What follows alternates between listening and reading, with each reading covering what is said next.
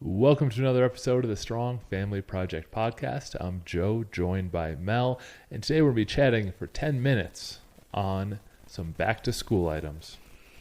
Welcome back to the Strong Family Project podcast, where we guide you on the path to raising confident, independent, and resilient children in a strong family environment. All right, here we go. So our kids are starting school just about now, and I'm sure all over the country and over the world, really, people are going back to school now. I was thinking about this morning and yesterday as we went to school for back to school meet and greet, and we talk about this being an emotional time of year. And a big theme in our family is, yes, you have emotions and feelings and reactions to things, but what are you going to do about it? What are the action steps you can take to get past the feelings and be successful? So as a background, a little foundation for this, like a little emotions one-on-one. With young kids, it's really important to define what feelings are. So if your kid is crying and they're 3 years old, or even sooner, you say, when you're crying, what are you sad about? So they start to connect a word to define the emotion. That's really important. Or if they're clenching their fists and they're turning red, wow, it looks like you're getting angry. So it's important to have that kind of vocabulary for children as they're learning what those emotions mean, because they're not born just knowing that. And even with our 5-year-old, sometimes he'll say he's scared. And then when I delve a little deeper, it's really that he's nervous or anxious about something. And we've talked before a little bit about how making finer distinctions is very important. It makes you more wise, more intelligent. And it's important to continue to define those things in more clear ways. Even as adults, I think sometimes we need to make sure that we understand our emotions and that we're not confusing them. So that's the foundation here, is just having a knowledge base of the language of emotions so that you can identify them. When you go to school and your kid comes home and they say, oh, I'm angry about X, Y, and Z, maybe it's that they're frustrated about some specific thing that you can then turn into an opportunity to help them solve that thing. When it's just a overstated emotion or even a misidentified emotion, perhaps is a better way to say it, then you'll have a tough time trying to solve that issue because you're trying to put a Band-Aid on the emotion and then not help them towards where they need to go. And as part of being intentional parents, a lot of times these conversations with feelings just happen naturally, but sometimes they don't. So we have to make sure that we're really putting the words out there. Or like I mentioned with Everett, I noticed that it's not really fear he's dealing with, so I try to define that, but that's really an intentional thing. So I have 3 takeaways as we're entering this switch from summertime to back to school. And this has evolved over time, but we try, number 1, to not make it that big of a deal. I think oftentimes with kids, school defines their experience as a young person for so long. And I think that does a disservice in a way. There's much more to life than school. I choose to not see summer as a break from school, but summer really is time to spend with family, time to develop skills that maybe school doesn't develop. That's part of, if you listen to our podcast about how we handled our summertime, I asked the kids, what do you want to do this summer? What do you want to learn? Who do you want to spend time with? So we're really being intentional with what summer can become and not just see it as a break from school. I think it's important for kids to understand that school is just a piece of your life. It's not everything. And I'm sure that people have different opinions on that, but that's just something that we've developed over time, and it helps the kids see themselves as people outside of just the school system. It's a great opportunity to teach your kids to control the controllables. So if you make a huge deal that the end of summer is going to happen and you mourn it like the loss of a loved one, they're going to start to value that more than they value the school experience and what they can have in the opportunity in the next season. And it's a great opportunity to teach them what's actually in their control. Since recorded history, 7,000 years of the documents we have, it goes summer, then it goes fall. Every time. That's the facts.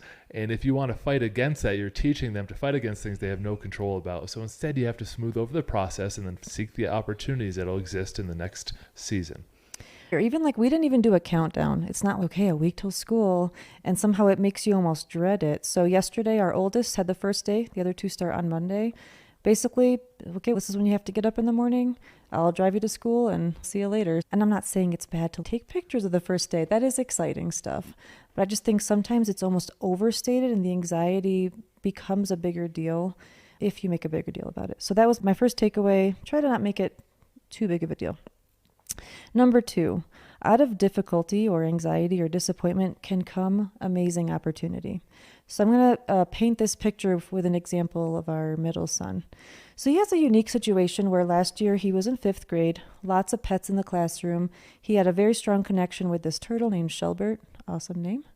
And we ended up actually taking care of Shelbert all summer. We had to take her back a couple days ago.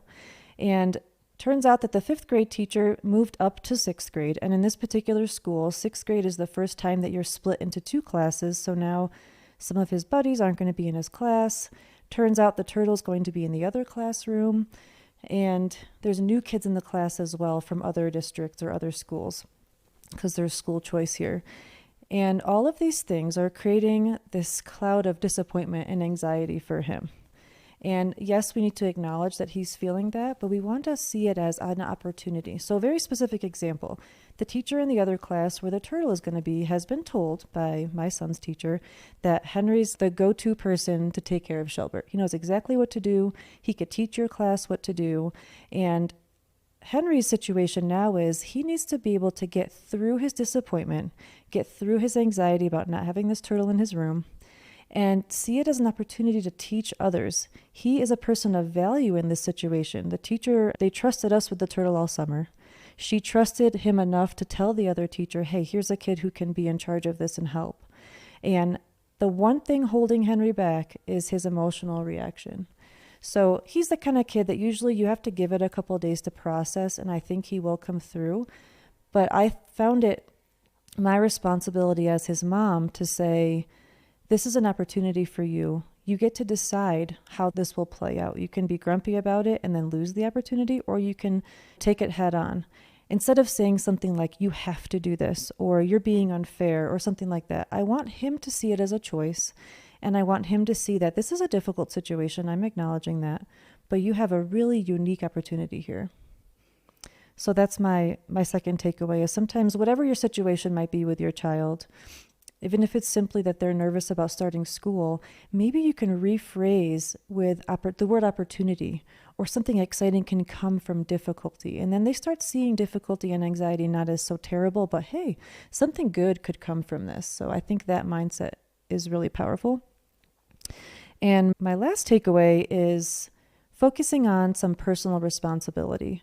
So I know my personality, I like to control I like to control situations. So for example, if the kids have homework, I'm the one who's always reminding them, and I want to make sure that they get it done, and I get nervous if they don't, but I need to relinquish some control to them, especially as they get older. We have an 8th grader this year, and help come up with a system that'll help him learn some personal responsibility, whether it be around homework or whether it be around reading at home after school. And it's his first year doing a fall sport. So he yesterday had his full day of school and then 2 hours of football.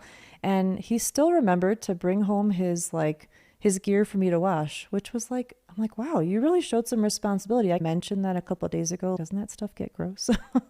I even asked Joe, I'm like, you played football. How often do these things get washed? And because I planted that seed, I was impressed that he took the initiative to do that on his own and bring it home to me. So I think there could be, one of our family core values is personal responsibility. So maybe you could take one of your family's core values if you have them created and see how you can weave it into the school year. So as the school year goes on, we're just starting here. I'm going to be looking for ways to help my kids. So it could be something as simple as my 5-year-old, Everett, why don't you go choose a snack to put in your lunchbox? So he has some responsibility for what he's going to be eating during the day at school. So you can include this regardless of the age. So those are my 3 ideas as we switch from summer to the school year. Well articulated, a lot of positivity in there. Time for Grumpy Joe to throw in his 2. Okay.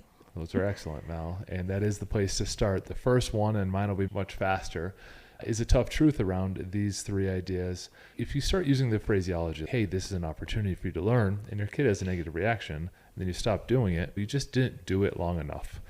How about you give that a try again? And so it can be frustrating on the parent side. We're talking a lot about the kids' emotion. Excuse me. The kids' emotions here, but the parents go through a lot too as they're trying to either almost mourn the loss of childhood. It's the kid's getting older and they have to realize the kid's getting older and the school year does that to us, or it's just frustrating trying to do everything together. Like, it could be a lot of different things on the parent side too. But take a breath, and if it didn't work the first time, but it is worth it, just try it again, and then try it again, and then try it again, until that constant gentle pressure helps them understand that word they probably won't take on the first time. And that has to do with a lot of parenting. If you come up with a great system like a family meeting and all these things we teach on the Strong Family Path, which we give you at strongfamilyproject.com, and it doesn't take the first time, it probably needs a little bit more implementation, a little bit more consistency, so the kids know this is how it's going to be, and that a little bit of pushback isn't going to have you crumble on it. The second thing is a little bit of inner reflection. This is a tough time for me as well, because it is so emotional, and that is not an environment that I like to thrive in, because I like to, and Mel's pointed this out, and I've worked on it, like, just try to solve things. Like, I don't want to deal and sit in emotions a lot. And so I need to bite my tongue, and I need to work on myself and be more patient. And hopefully that helps some parents out to hear that, like, when they come home, they are all frustrated. My reaction would be just to solve it for them and tell them the answer, but that's not really that helpful. Instead of, okay, we'll be back tomorrow, we'll give it another try. And just, time heals all wounds. Sometimes I got to kick the can down the street a little bit because I want to solve their problem. They don't want me to solve their problem. So it just, all right, we'll give it another try tomorrow. And so on a parent side, there's a little bit of a technique for you if you are getting frustrated and tired and burnt out like I am from all the emotional stuff. Oh, this person said this person brings this lunch bag. This happened. This kid brings this bag to soccer. I don't have a large capacity for all that. And so instead of acting out negatively myself, we just take a breath and like, all right, let's give it a try tomorrow. Let's try to find something positive about it. That is very useful. I oftentimes will, like during our evening debrief, just to bring another piece of the path into this, it's a lot of times when the kids will bring up their frustrations from the day. And I think there's this really interesting balance between how long do you let them almost vent and complain before you switch to the solution. And sometimes I simply will say, are you looking for me to help you solve this? Or do you just need to vent right now? And I think even seeing that as a choice, even in like adult relationships, like sometimes I'll want to talk to you about something and then you'll want to solve it. And I'm like, no, right now I just want to complain for a minute. But then oftentimes if you let the complaining go too long, I think you feel when that balance has tipped in the wrong direction. Yes, that's a good point. To give an example, we were sitting on the front porch this morning having our morning coffee. We were talking about some financial decisions we're making as a family, and like the future of some of the opportunities that we have as a husband and wife, and just thinking about the future. And somehow Mel circled it right around to, and all of a sudden we're talking about turtles in school again. Like, how did we get back on this topic again and again? But it is the time of year, just like I said, with the season stuff, and I need to live by that rule as well. Okay. I certainly hope that everybody out there listening has a positive switch from summer to fall, from summer to school, or however you want to put it, and that you try one of these things and see if it improves that. Thank you for listening to another episode of the Strong Family Project podcast. Visit us at strongfamilyproject.com, where we give you the 7 elements of the path and how we implement it with our family and how you can make it unique for your personal situation. It's all free at strongfamilyproject.com. Talk to you on the next episode where we're chatting on family fitness.